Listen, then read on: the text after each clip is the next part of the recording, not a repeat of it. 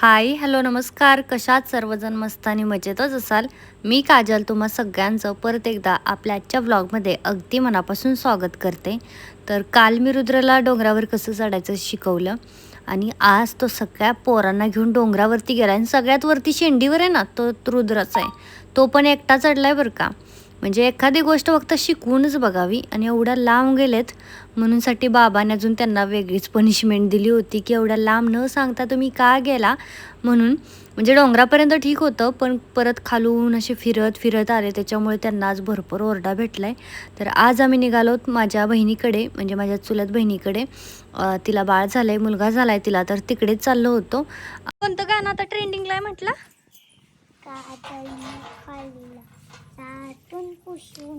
खाल्लं चाटून पुसून पुढे ए माझं नाव घेऊ नको.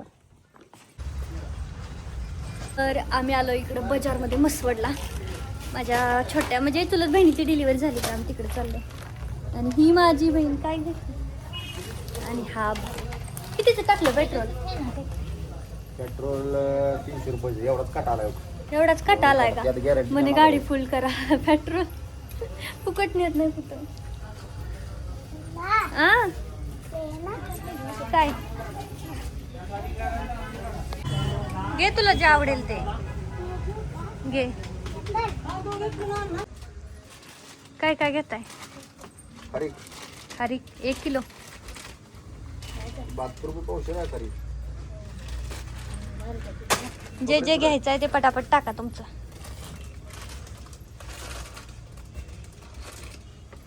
तर गावाकडे बघायला जायचं म्हटलं की सगळं खायला घेऊन जायचं. खारीक खोबरं अमुक तमुक काय राहिलं आठवून आठवून घेते.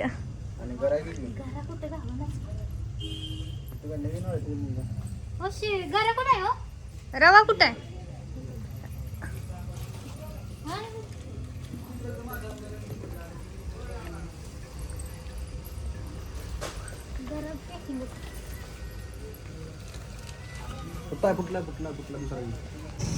मस्त वाटतंय हे पण लहान आहे ना त्याला ते बसेल छान बसेल.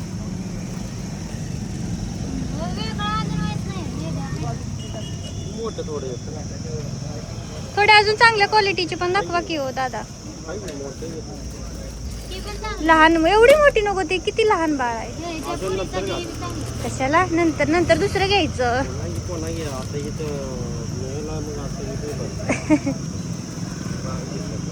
नको असलं जाड जुड नको. हे तिला घरी वापरायला उन्हाळ्यात चांगलं होईल. उन्हाळ्याचे दिवस आहे ते सॉफ्ट. नको बाळा हे लय हलका आहे. टॉय सेपरेट घेऊ ते लय हलकी कपडे ते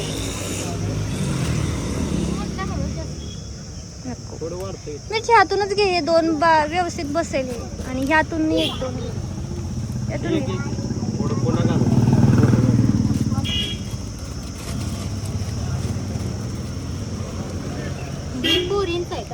असू दे. काय होतंय पोरांना आणि पुरीला फरक असते. ड्रेस आहे ही खुलून दाखवा बरं किती मोठा आहे. ही पुरींच आहे का? तर दोघी ननंद भाऊजाईंची डिलिव्हरी झाली. म्हणजे नंदची झाली पण ती म्हणजे माझी बहीण ती आलीच नाही. ती तिच्या सासरीचं आहे. कारण त्यांच्या इकडं ना थोडा थंडावा पाणी सगळं असल्यामुळे थोडंसं थंडावं वातावरण आहे. मग त्यांनी काय लावलं नाही. कारण की तिला पण पहिल्या 2 मुली होत्या आणि आता 3रा मुलगा झाला आहे. ते पण सिझर त्याच्यामुळे तिची पण तब्येत काय बरी नव्हती ना. आमच्या इकडं डोंगरात राहायचं म्हणजे ना काही एमर्जन्सी असेल ना तरी हॉस्पिटलपर्यंत जायलाच किती वेळ लागतो. आणि तिच्या नंदेला भाऊजाईला म्हणजे माझ्या वहिनीची डिलिव्हरीसुद्धा झाली. तर त्यांच्याच मुलीसाठी आम्ही इथं फ्रॉक बघत होतो. आधी तिच्या बाळासाठी बघितलं आणि मग म्हटलं वहिनीच्या बाळासाठी बघूया. मग आम्ही इथं 3 फ्रॉक सिलेक्ट केल्या. आणि लहान लेकरांना ना काय घ्यावं कोणतं घ्यावं काही समजत नाही नेमकी कोणती कपडे घ्यावेत ती. पण तरी इथं एवढी चांगली काय नव्हती पण जेवढी मला छान वाटली मी ना तेवढी पटपट घेऊन घेतली. लाडक्या बहिणीचं पण झालं किंवा काका मला तर पहिल्यापासूनच येत नाही. तर मी काही भरलं होतं पहिलं 1-2 आले होते त्याच्यानंतर नाही आले. जरा चांगले व्यवस्थित रेट लावा बरं का. त्यानंतर ना मी इथं बाळासाठी म्हटलं हातातले बघूयात, म्हणून मी इथं बघायला आली होती. म्हटलं हातातले किंवा करदोडा असं जे आवडेल ना तर ते घेऊया. ह्या हिशोबाने बाळ पण ना खूपच जास्त नाजूक आहे, म्हणजे 8च महिने पूर्ण झाले होते आणि डिलिव्हरी करावी लागली. म्हणजे अजून तिची डिलिव्हरीची डेट खूप लांब आहे. त्यामुळेच मी यायचं कॅन्सल करत होते, पण त्याच्यानंतर तिची डिलिव्हरी झाली. अशा बऱ्याचशा गोष्टी मग म्हटलं चला परत आपण दिवाळीला येतोय की नाही, मग आपलं मस्त जाऊन येऊया. तरी ते एक आम्ही सिलेक्ट केलं. तुला पाहिजे काय छोटं बाळ? पाहिजे का? आज दुसऱ्याच घेऊन जाऊ की चोरी करून? चोरी करायचं. पोलीस पकडलं तर पकडलं, आपण लपवून न्यायचं बॅग मध्ये. चालतंय का? नाही चालत. असं ना बघ ना किती छान आहे हे ना. तुला नाही आवडलं का? आवडलंय पण नाही घेणार आहे तो. बघ ओळखीची नाही. हे अर्पिता काय करते तू? मी कोण आहे तुला माहिती आहे का? मी कोण आहे? तुझी मावशी कोण आहे? आणि ही कोण आहे? ही कोण आहे? तुझा दादा. दादा म्हण. रुद्दू दादा. ए दादा इकडे रे. दादा पागी रे अर्पिताचा.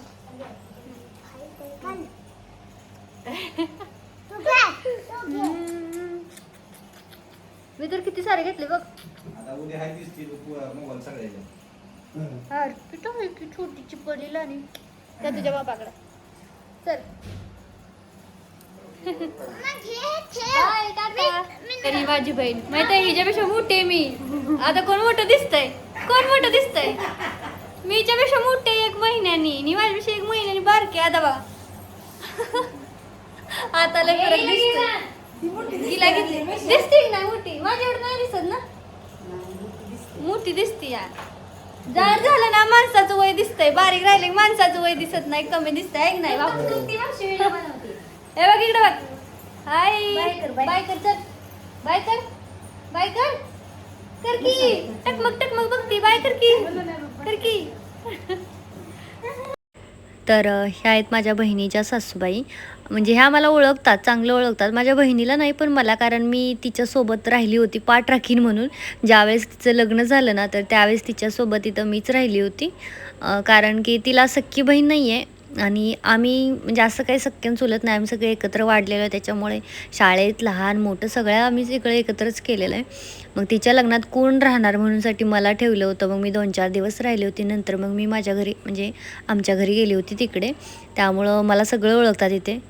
तिच्या लग्नात आली होती, त्यानंतर आज पहिल्यांदा त्यांच्या घरी आली. त्यांच्या घराकडचं वातावरण बघा, नुसतं हिरवं, सगळीकडे हिरवं. फक्त नाही तर हवा चालत नाही. आमचं घर भले डोंगरात आहे, ऊन भरपूर लागतं, पण हवा प्रचंड चालते. म्हणजे साधी जाग्यावरती एखादी वस्तू राहणार नाही. इकडे इतकं हिरवंगार पाणी, नुसते धबधबे वाहत होते, पण तरीही ना एवढी हवा चालत नव्हती. पण त्यांनी सगळं AC कूलर फॅन सगळं बसवलं, त्याच्यामुळे एवढं जाणवत नाही. तर इकडे बघा सगळीकडे नुसतं पाणीच पाणी आहे, फुल पाणी आहे. म्हणजे हे काय पावसाचं पाणी नाही आहे, हे सोडलेलं पाणी आहे बंधाऱ्याचं जे म्हणतात ना तर ते. आणि इकडं बघा पोरं कशी मस्त आहे, तर मासे का काय पकडत होते बंधाऱ्यावरनं वाहणाऱ्या पाण्याचं. आणि मला इथंच पाणी दिसलं नाही तर कुठेसुद्धा पाणी बघायला भेटलं नव्हतं. यांच्या इकडे पाणी भरपूर होतं, तर त्यांच्याच तिथं फक्त पाणी होतं. तिथून पुढे थोडंसं आलो इकडे भोजलिंगाच्या मंदिराकडे, आणि इकडे बघा कसं माळरान आहे. असल्या भकास ठिकाणी कोणाला तरी राहा वाटेल का तिथं? थोडा अर्धा ताससुद्धा दम निघणार नाही असलं भकास ठिकाण, खरं सांगते. आणि इथून थोडं वरती गेलं की मग भोजलिंगाचा डोंगर आहे. डोंगरावरती जेवढी हिरवाई आहे तेवढी तर डोंगराच्या खाली सुद्धा नाही आहे. कुठं आलाय तू? इथं का?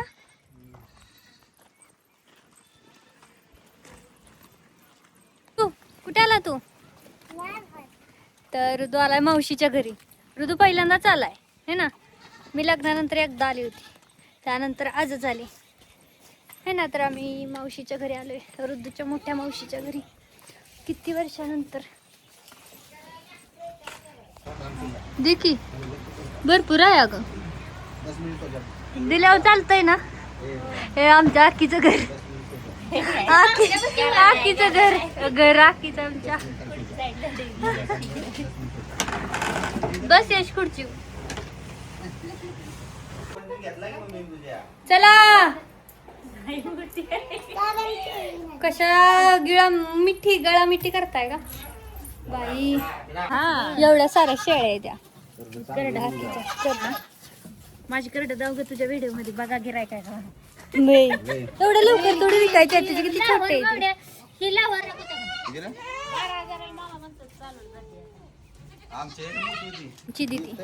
आमच्या तिघी ती एकुलती एक काय ना काके तिघी ती एकुलती एक नाही पुरगी एकुलती एक पुरगी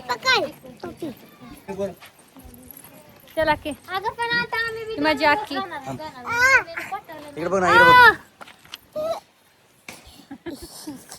गप्पा गप्पा मस्ती करू नका चला चला आके इकडून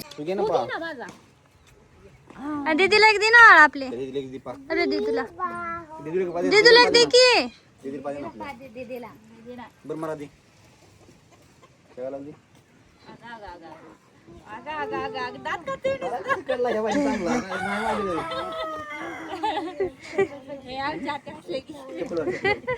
चला आत्या आता तुम्ही एकटं राहा लेणी गेल्या व्हाय ना मामा दोघं आपलं निवांत राहावा. आता उद्या किती दिवसात पोचवती कशी वाटते लस्सी? चांगली एक नंबर. ए गुंडे गुंडे लस्सी कशी वाटली? ऋतू तुला? एक नंबर भैया तुला? अरे अजून पिलच नाहीस की तू? मावशी पिते इकडं मामा पितोय इकडं माझी आहे. लस्सी पार्टी मस्त लस्सी पार्टी. ऋतू कशी लागते? मस्त लागते ना लस्सी पार्टी. आमच्याकडे माळाला सदा आईस्क्रीम नाही भेटत. अजून अजून अजून अजून पियाला पिल्या आलाच नाही ना तो आज. पिल्यासाठी एक आणलेली पण पिल्या आलाच नाही. असं तर द्यावं लागेल असं की त्याला पण म्हणून आणली होती है ना.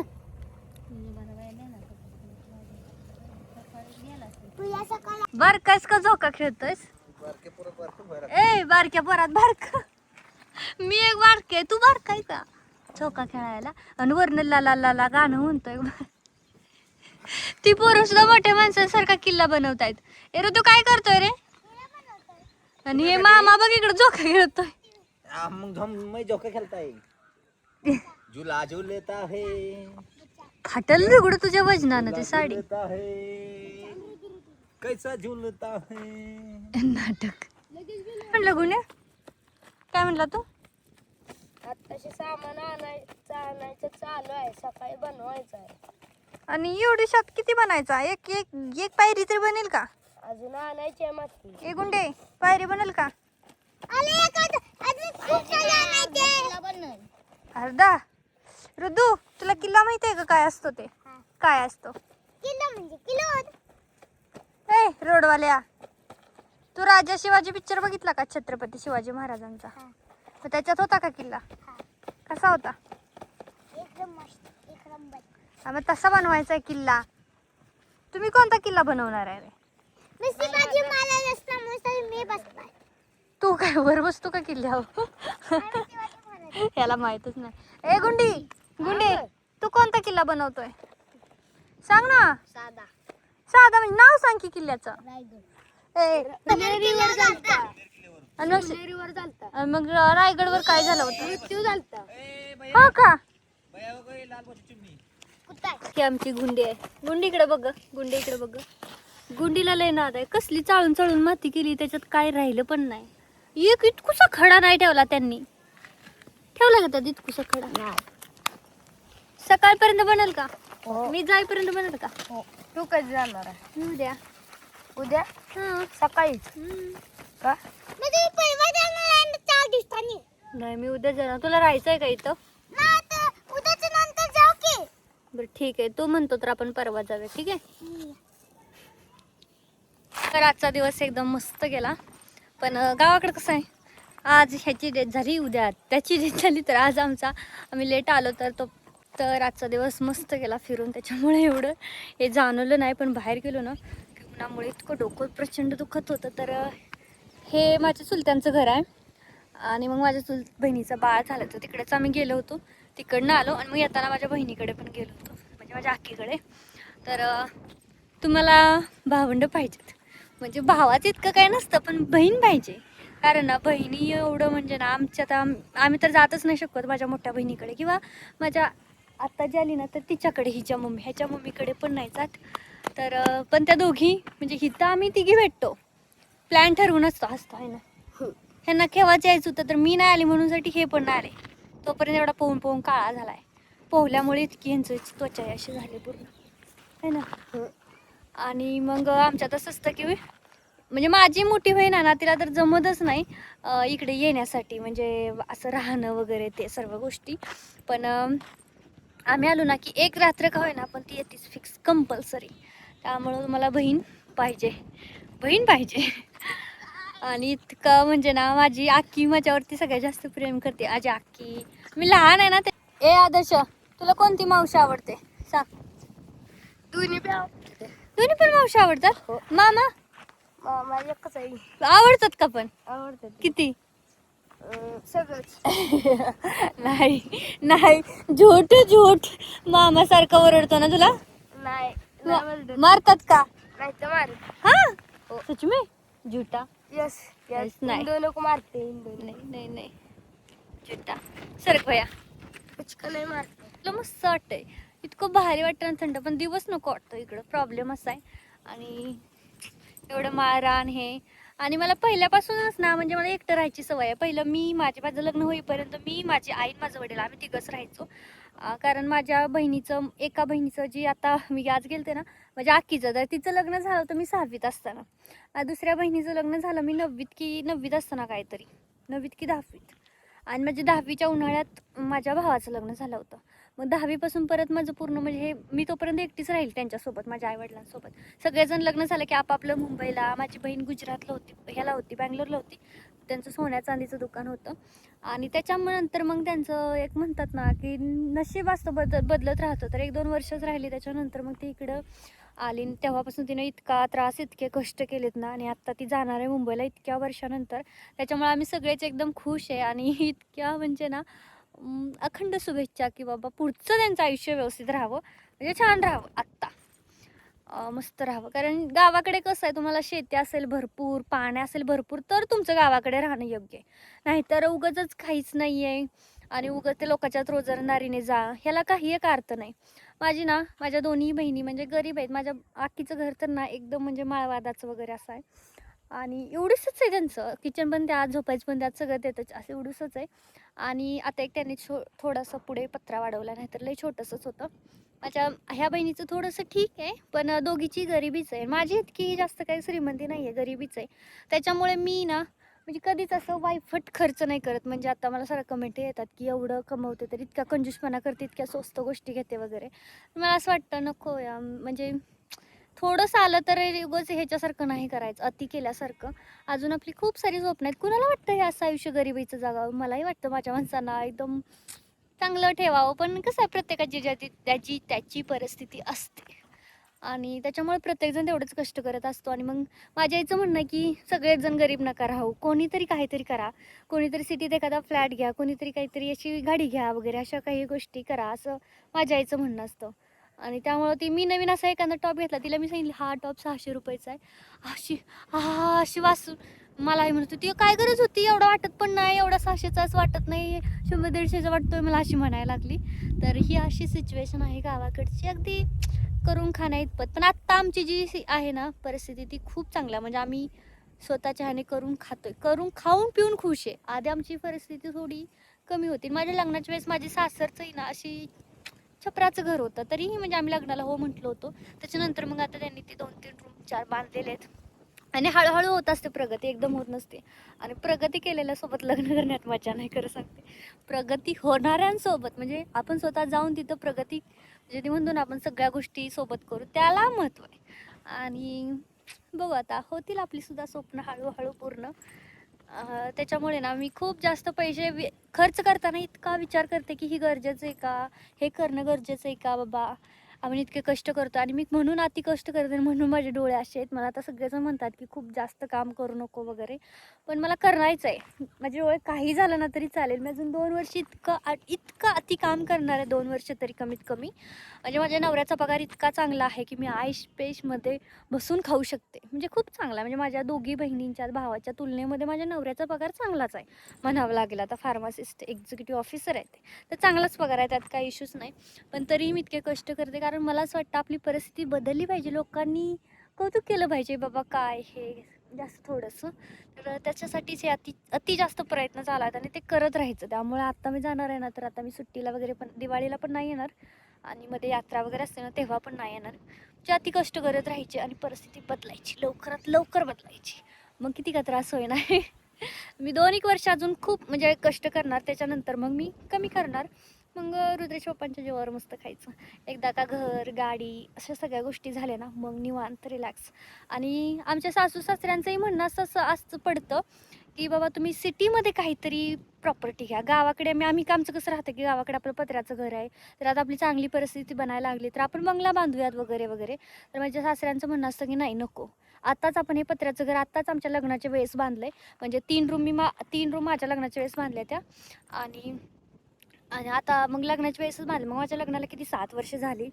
मग त्यांचं म्हणणं आहे की अजून थोडं 5-6 वर्ष थांबा, तोपर्यंत तुम्ही तुमची सिटीमध्ये प्रॉपर्टी घ्या, बरं काही गोष्टी घ्या, त्याच्यानंतर आपण गावाकडे बंगल्याचं काम करूया. लगेच अशी काही गडबड नको असं आहे. बाकी खरं सांगते, हां गावाकडे पण आलंच पाहिजे आपल्या बहीण भावंड असं सगळ्यांसोबत. असं सुट्टीत मजा येते म्हणा. पण ठीक आहे, चला आता सांगत बरंच सांगितलं. तर आजचा व्लॉग कसा वाटला कमेंटमध्ये नक्की सांगा. आवडला असेल तर लाईक करा, शेअर करा आणि आपल्या चॅनलला सबस्क्राईब करा. भेटत पुढच्या व्हिडिओमध्ये. बाय.